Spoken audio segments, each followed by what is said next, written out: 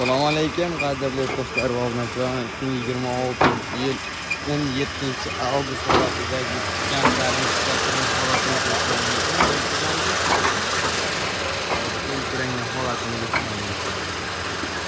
o'ta avvalgiga tushyapti.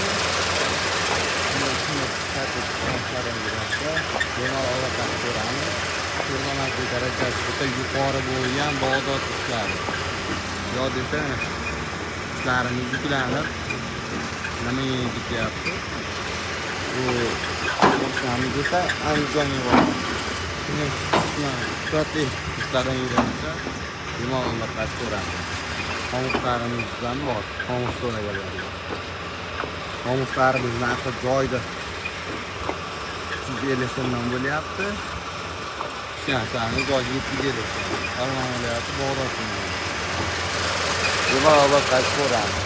Yottiramiz keraklangan. Qaramas o'chirib shuni kerakda